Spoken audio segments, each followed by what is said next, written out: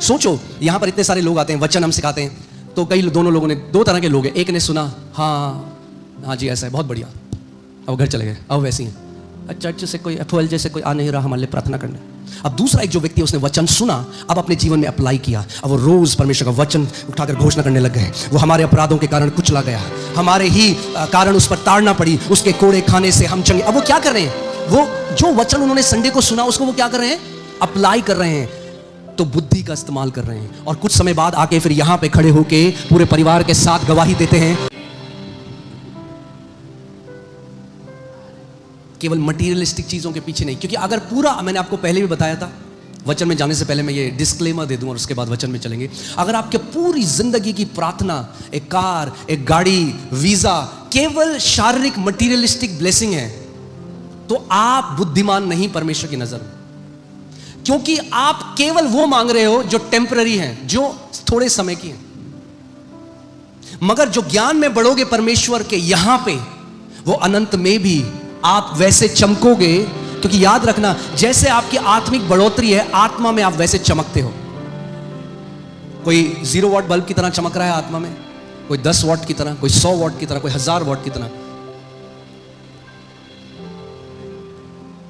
क्यों? पर परमेश्वर का ज्ञान ऐसा नहीं जो एक पढ़ के आ जाएगा ऐसे, वो ऐसा ज्ञान नहीं। इसीलिए रेवलेशन बोला गया, प्रकाशन बोला गया, यानी छुपा हुआ है। क्या है? छुपा हुआ है। Mystery, the Bible says.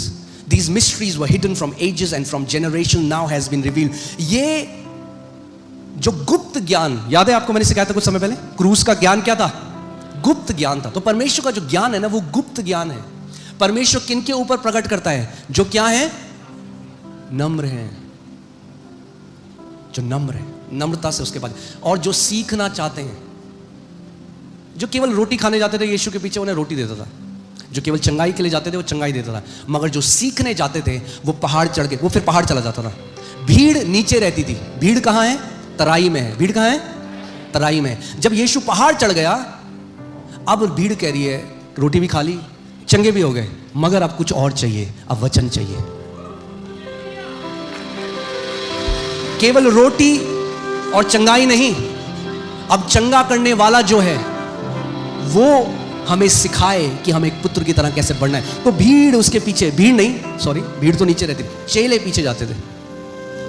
अब चेले पहाड़ में चढ़ के जाते थे जहां यीशु एकांत में, फिर वहां उससे पूछते रहे, प्रभु तूने जो ये दृष्टांत बताया इसका अर्थ क्या है? वो कहता है अब सुनो। अर्थ किसको बताया? भीड़ को नहीं बताया, क्योंकि याद रखना, जिसको जो चाहिए वही देगा। नीचे तक रहना चाहोगे तो नीचे ही रहोगे, मगर अगर यत्न करोगे उसकी बुद्धि पाने का, तो ऐसी ब्लेस लाइफ पृथ्वी पे जियोगे कि लोग आपको देख के बोलेंगे, भाई तेरे साथ परमेश्वर इतना भला क्यों है?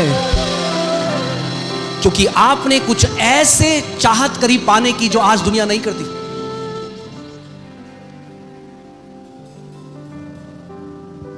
आमीन? ठीक है। सो होशे 4:6 मैं पढ़ता हूं। होशे 4:6, मेरे ज्ञान के ना होने से मेरी प्रजा क्या हो गई? मेरे ज्ञान के ना होने से मेरी प्रजा नष्ट हो गई। परमेश्वर ये नहीं कह रहा कि मेरी प्रजा इसलिए नाश हो गई क्योंकि शैतान बहुत पावरफुल है, क्योंकि जिस देश में ये रहते हैं वहां जो सरकार है वो मसीहों को सता रही है।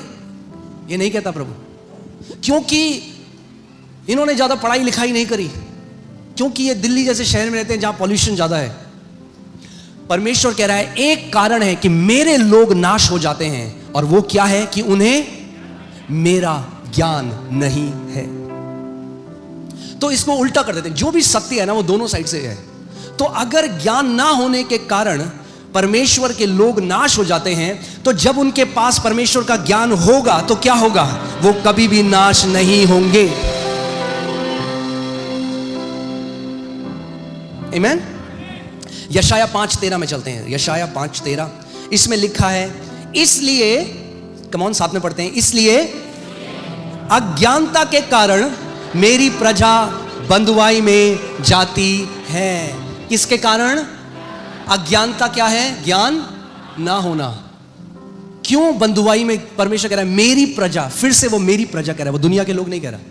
वो कह रहा है मेरी जो प्रजा है, मेरे जो लोग हैं, वो आज बंधुआई में क्यों हैं? क्यों आज आप कितने मसीहों को देखते हो उनके जीवन में और लोग जो प्रभु को नहीं जानते, कोई अंतर नहीं है? क्यों जो महान उद्धार उनके जीवन में प्रकट हुआ वो कोई बदलाव उनके जीवन में नहीं है?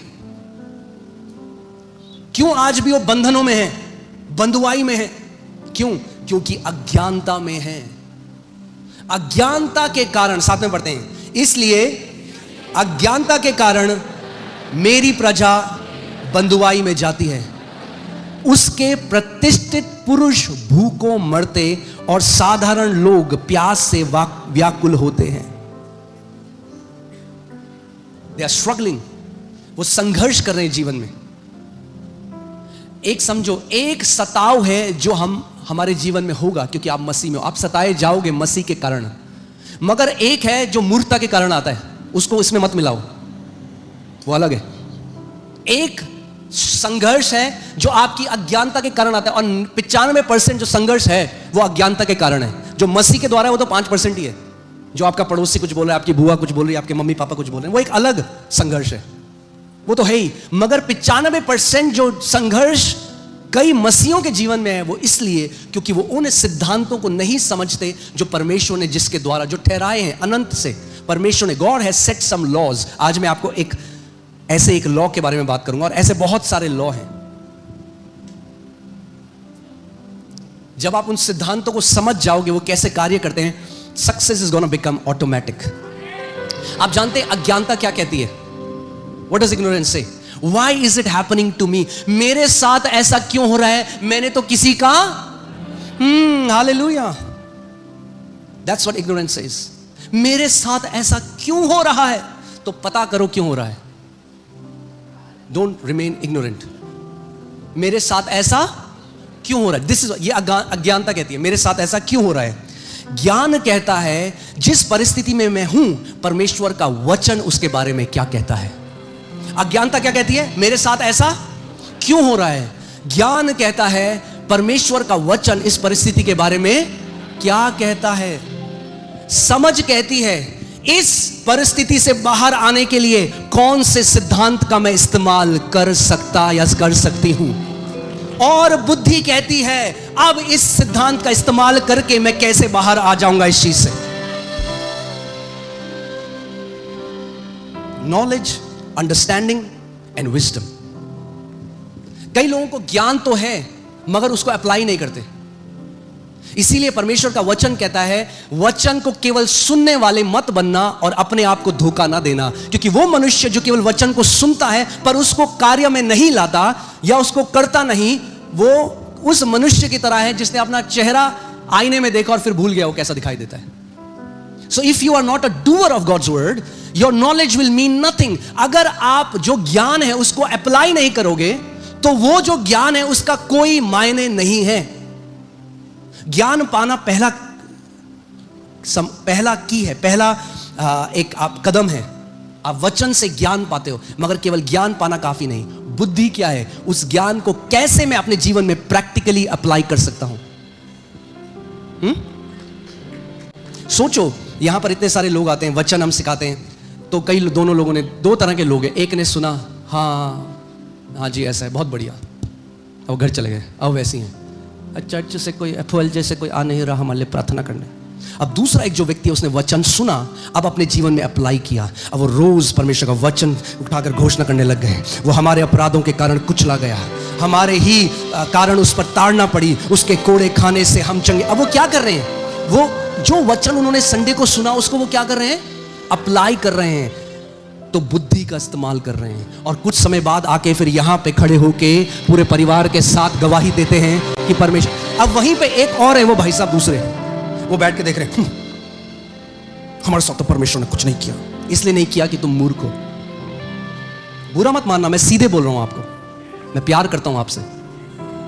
परमेश्वर पर मत डालो। अरे जो ज्ञान उसने तुम्हें दिया, क्या तुमने अपने जीवन पे उसको लागू किया? अगर नहीं किया तो जादू नहीं है कलीसिया में, जादू की छड़ी नहीं है यहां पे। इसीलिए लोग कहते हैं अरे अगर ये लोग ऐसे चंगाई कर सकते तो हॉस्पिटल खाली कर दें। अरे हॉस्पिटल में अगर लोगों के कान होते सुनने के तो जाते ही नहीं वहां।